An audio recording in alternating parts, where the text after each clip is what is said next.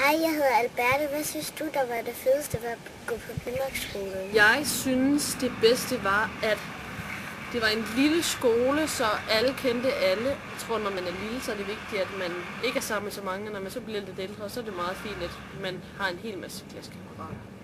Der var ikke noget mobning. De store passede alle på de små. Man nærmest havde en anden familie deroppe, og man fik en opdragelse på vores sving.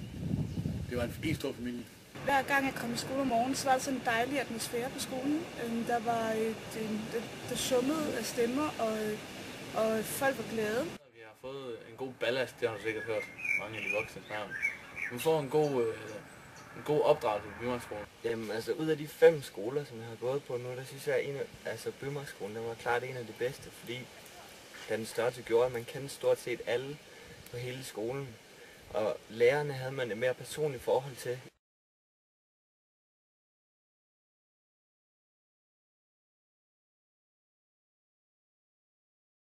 Og jeg kunne se, at sådan noget som mobning, det snakker man meget om, og man lærer de store elever til at tage de små elever. Modtaget rigtig positivt, og at mit barn nu har fået et rigtig godt skoleforløb, som han har kørt rigtig meget fast i.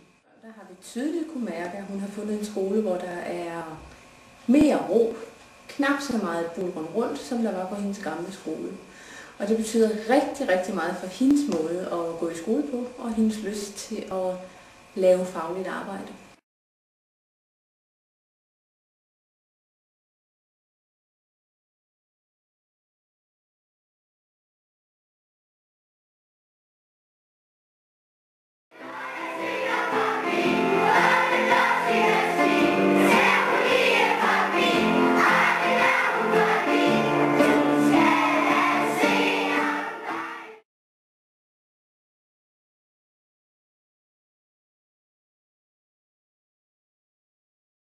Og god legeplads.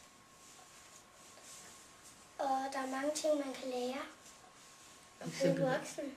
Hvis vi ikke havde samarbejdet, så havde andenklasserne og børnehaveklasserne og førsteklasserne måske ikke lært at kende hinanden så godt. Paul er sød og sjov, og alle er velkommen til at besøge ham på sit kontor, og han er altid glad, og han er aldrig sur.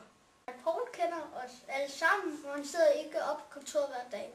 Lærerne på vores skole er rigtig gode, fordi at de kommer fra mange steder udefra, og så ind på vores lille skole, og det er vi rigtig glade for. Og så tænker de på os børn, og sådan, de går ikke bare efter deres egen mening, de lytter også til, hvad vi børn synes, og så vælger de også derudfra.